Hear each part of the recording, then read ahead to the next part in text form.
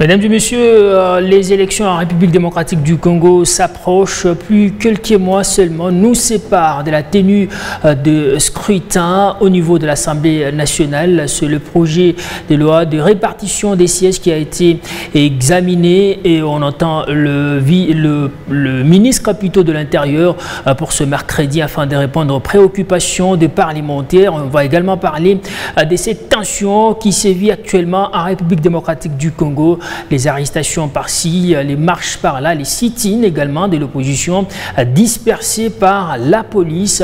Sommes-nous en train de franchir la zone des turbulences avant les élections de 2023? Mais aussi, là-bas, on va faire un petit crochet pour parler de la prise en compte de la démission du gouverneur Richard Muyej-Mongez-Mons par le président de la République. Les conséquences seront lesquelles? À suivre au cours de ce magazine avec notre invité Alain Ongo, analyste politique, qui s'est dit également Ngengele Yalolaba. Bienvenue. Merci beaucoup, M. Dossin. Merci d'avoir jeté votre dévolu à notre modeste personne. On va commencer d'abord par le processus électoral au pays. À quelques mois des élections, nous faisons face à une série de tensions. C'est quoi les raisons de tout ce qui se passe sur le terrain aujourd'hui, des arrestations, des marches dispersées par la police? Oui, il faut déjà souligner à ce stade que nous faisons face à une opposition qui est tout à fait en perte de vitesse.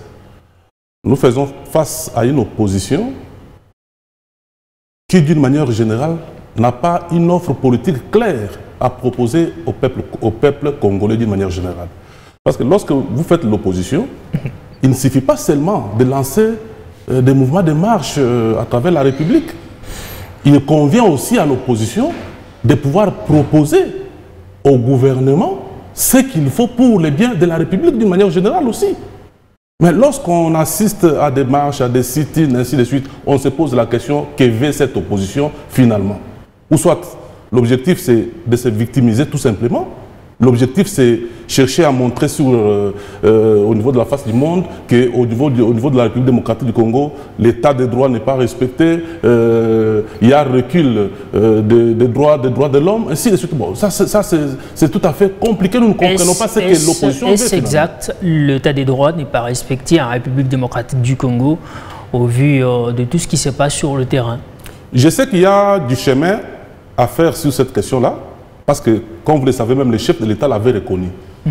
Le chef de l'État avait tonné sur la justice parce qu'on s'est rendu compte qu'à un moment, l'État de droit n'était pas respecté comme il se doit et le chef de l'État n'était pas aussi contre, et n'était pas aussi d'accord avec certaines façons de faire les choses au niveau de la justice. Il avait dit qu'il n'était pas d'accord avec les arrêts, tout ce qui se faisait au niveau de la République. Mais c'est ce qui se passe actuellement. On assiste à ces genres d'arrestations jadis contredits à l'époque de Joseph Kabila. Bon, je ne voudrais pas entrer dans ces jeux-là, mais je sais que nous avons les institutions dans notre pays. On ne peut pas se lever un bon matin et arrêter quelqu'un comme ça de façon arbitraire, non. Lorsqu'on vous interpelle, lorsqu'on arrête quelqu'un, c'est-à-dire que l'institution judiciaire qui a jugé mettre la main sur la personne a des éléments qui lui poussent à poser cet acte-là. Alors, je crois que nous devrions faire un effort de rester optimistes quant aux actions que posent les institutions judiciaires que nous avons dans notre pays. Parce que nous sommes un pays démocratique, un pays qui prend l'état de droit, et on ne peut pas permettre que tout le monde fasse du n'importe quoi au sein de la République. Les opposants exigent une nouvelle CENI, mais aussi une nouvelle Cour constitutionnelle. Et c'est opportun aujourd'hui qu'on ait une nouvelle équipe au niveau de la CENI, mais aussi de la Cour constitutionnelle. Ne sommes-nous pas en train d'ouvrir une porte au glissement? Mais M. Dossin, ça c'est une vaste blague. C'est de la blague. Je comprends ici que nous avons affaire à une opposition qui ne veut pas les élections. Nous sommes face à une opposition qui ne veut pas les élections. Parce qu'il y a, un agenda caché. Parce qu'il y a déjà tricherie en amont. Voilà pourquoi l'opposition est en train de crier haut et fort dans les rues plutôt de Kinshasa pour qu'on change l'équipe des CENI, mais aussi de la Cour constitutionnelle. Il y a tricherie en avance par rapport à quoi? Parce que jusqu'aujourd'hui, nous sommes à la phase où... Il n'y a pas consensus trouvé. Mais au niveau de la CENI, au niveau de la CENI, toutes les parties prenantes sont là. Nous avons l'opposition, nous avons la majorité qui est l'Union sacrée, et nous avons aussi la société civile. La CENI est déjà bien composée. La Cour constitutionnelle est là. Au jour d'aujourd'hui, demander qu'on puisse refaire la CENI et la Cour constitutionnelle voudrait tout simplement dire que l'on ne veut pas aller aux élections. Parce que c'est faire un recul terrible. Il y a un calendrier de la CENI qu'il faut respecter. S'il faut qu'on mette tout à l'arrêt aujourd'hui et accepter de répondre aux caprices de l'opposition, vous pensez que le calendrier sera respecté?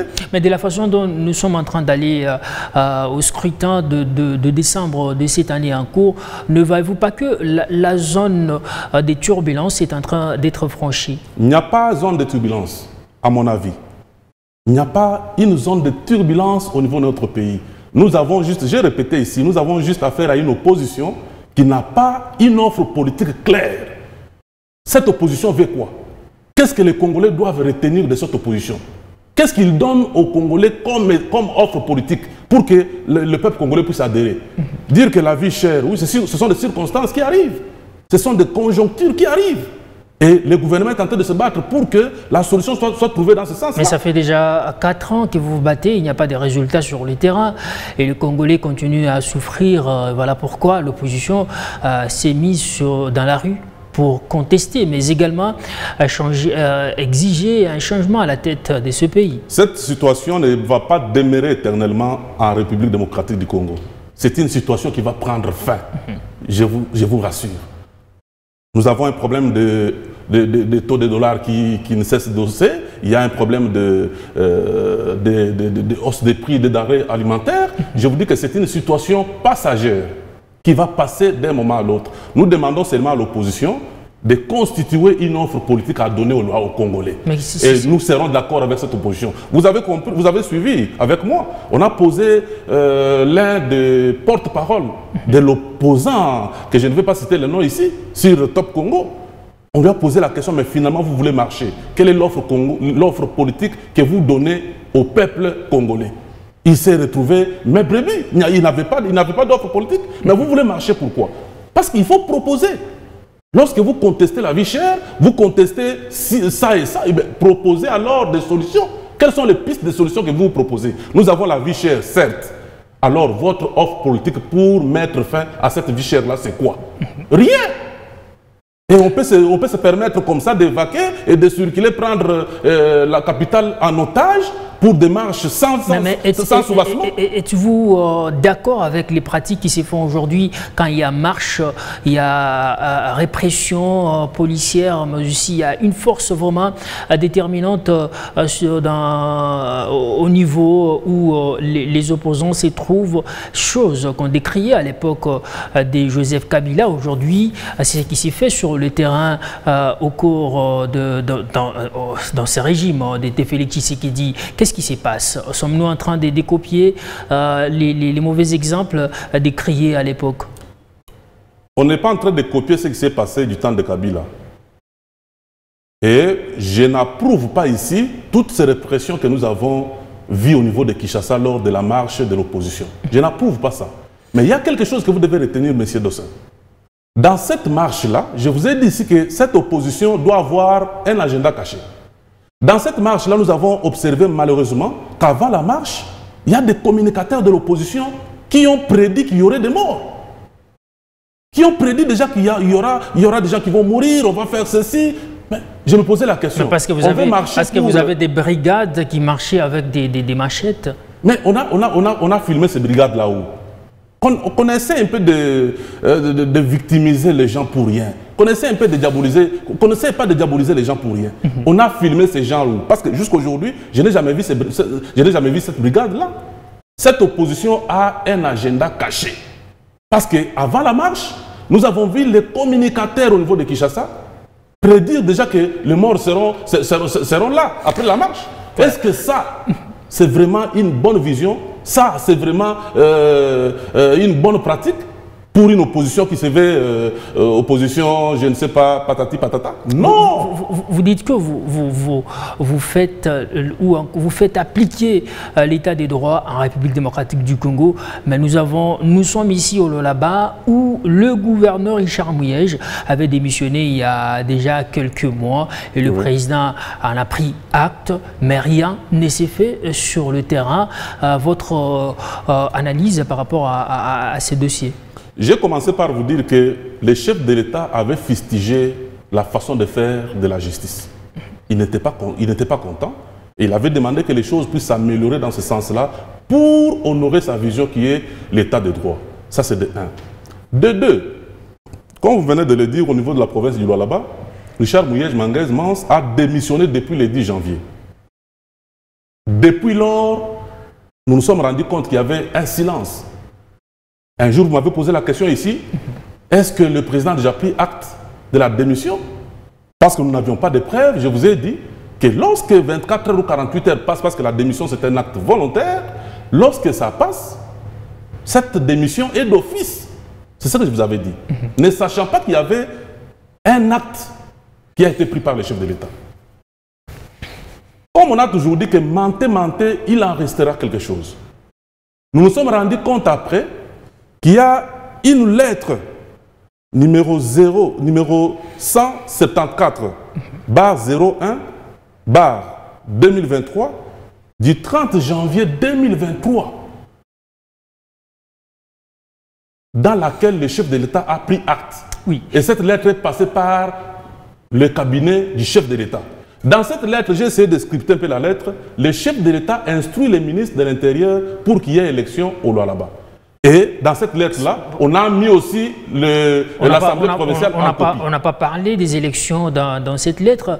Plutôt, le chef de l'État a dit qu'il faut prendre toutes les conséquences qui doivent en découler. On n'a pas parlé des élections. Voilà, mais toutes les conséquences, c'est quoi? Parce que lorsqu'un gouverneur démissionne, la loi électorale dit que le ministre de l'Intérieur, ou la CENI si vous voulez, la CENI doit organiser l'élection d'un nouveau gouverneur dans les 30 jours qui suivent la notification de la CENI par le ministre de l'Intérieur. C'est ça la loi électorale. Ne voyez-vous pas que le temps est déjà passé?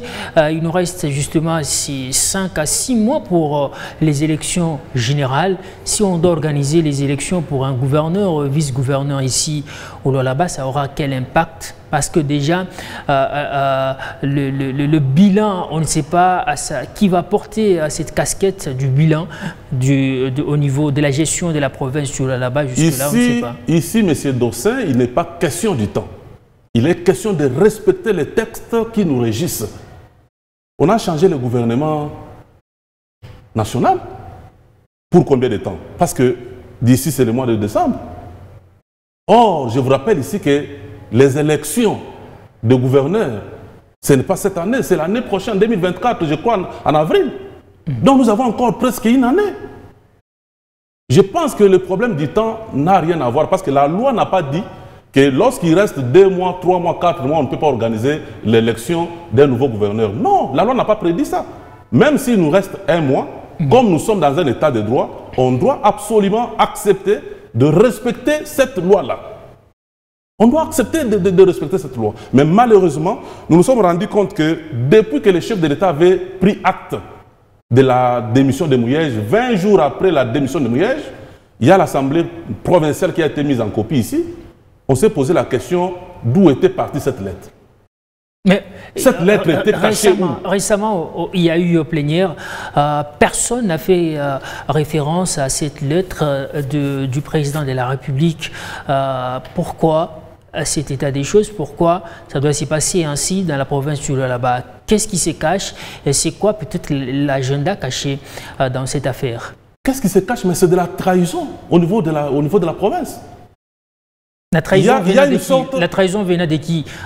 Du président de l'Assemblée, des députés, de madame qui assume les affaires courantes, Fifi Masuka.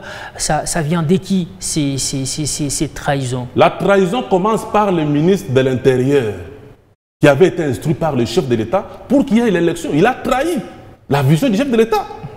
Si réellement cette lettre a été signée à la date dont j'ai fait mention ici, c'est-à-dire le ministre de l'Intérieur doit répondre devant les députés pourquoi. D'ailleurs, je crois qu'il y a une question qui lui a été posée. Il va répondre il va répondre le mercredi. Si réellement cette lettre a été mise à sa disposition depuis le 30 janvier, il doit au peuple congolais une explication. Pourquoi jusqu'à ce stade il y a eu silence? Au niveau de l'Assemblée provinciale ici, le président de l'Assemblée provinciale, y compris tout son bureau, doivent des explications au Lualaba. Parce qu'on ne peut pas comprendre que le président puisse prendre acte de la démission du gouverneur pour qu'il y ait l'élection, mais qu'on prenne cette lettre, qu'on puisse l'étouffer, mettre cette lettre dans le tiroir. Pour quelle fin? Pour qu'on continue à dilapider les richesses du Lualaba comme ça? C'est ça le grand problème. Voilà, parce que les gens n'aiment pas qu'on puisse dire cette vérité. Voilà pourquoi nous vous posons des questions qui sont claires. Avec tout ce qui s'est passé au Lualaba, tout ce que le Lualaba ont connu, est-ce que nous sommes en train de franchir les zones de turbulence avant le rendez-vous de décembre de cette année en cours? Il n'y a pas de zone de turbulence, mais nous avons affaire à un groupe de gens mal intentionnés qui voulaient tout simplement trahir le peuple lualabé. C'est-à-dire, comme tout le monde connaissait que madame, le vice-gouverneur que nous avons ici, ne peut pas accéder aux élections de gouverneur à venir, il fallait à tout prix surseoir la lettre pour qu'il n'y ait pas élection et qu'on continue à l'utiliser pour dilapider. On lui a autorisé de revoir au moins le gouvernement. C'était par quelle magie elle a pu faire ça? Vous avez cette autorisation? Mais elle a pu quand même revoir son gouvernement. C'était par quelle magie? Voilà pourquoi je vous pose. Je vous dis que ce sont des violations graves. On ne peut pas l'autoriser parce que la loi interdit déjà ça. Un vice-gouverneur n'a pas de droit. C'est l'article 28 de la loi sur la libre administration des provinces. Donc un vice-gouverneur n'a pas le droit de revoir un gouvernement provincial ni de nommer un ministre, même pas révoqué. Un vice-gouverneur n'a pas ces droits-là. Il y a déjà une loi. Comment on peut encore autoriser quelque chose qui existe déjà dans la loi? Malheureusement, c'est ce qu'on a vécu dans la province du Lualaba. Violation de la loi. L'état de droit peut-être ne s'est pas appliqué dans la province du Lualaba. C'est le moment peut-être que cet état de droit doit s'appliquer. Monsieur Alain Ongo, nous parlions du climat préélectoral, mais aussi des tensions qui sévissent par-ci par-là. Est-ce que nous sommes en train de franchir les zones de turbulence avant le rendez-vous de décembre de cette année en cours? Une dernière question. Aurons-nous les élections apaisées, mais aussi crédibles, malgré toutes les revendications de l'opposition qui ne sont pas prises en compte en décembre de cette année en cours? Je vous réponds par l'affirmatif. Je dis oui. Nous aurons les élections apaisées parce qu'à ce stade ici, la CENI a beaucoup évolué par rapport à son travail, par rapport au respect de son calendrier. Mais retenez une chose, Monsieur Dossin. Le peuple congolais doit retenir que quand la CENI a publié son calendrier électoral, il y a des contraintes qui ont été relevées par la CENI qu'on ne doit pas oublier. La CENI a relevé 5 contraintes. La première, c'est la contrainte sécuritaire. Il y a la contrainte logistique, il y a la contrainte financière, il y a la contrainte légale et la contrainte sanitaire. S'il arrive que, à la veille des élections, ces contraintes ici s'imposent, donc la CENI sera en droit de demander que le calendrier puisse être changé. Parce que ce sont des contraintes. On n'en peut rien. Nous comprenons déjà la démarche. On n'en peut rien. Nous comprenons déjà la démarche de non, mais ce n'est pas la démarche. Nous avons eu le Covid-19 ici. Ça a paralysé le monde entier. Est-ce que vous pensez que pendant le Covid, on pouvait facilement se permettre de faire n'importe quoi? Merci beaucoup à vous de nous avoir suivis de partout. Vous avez compris la quintessence de la question du jour. Merci également à vous, monsieur Alain Ongo, d'avoir répondu à notre invitation. Merci beaucoup, monsieur Dossin. C'est toujours un plaisir de venir répondre à votre Tout en espérant qu'il y aura élection au Lualaba. Au Lualaba, nous aurons bel et bien l'élection d'un nouveau gouverneur et son vice pendant ces mois de juin. Merci beaucoup. À la prochaine, mesdames et messieurs. Merci.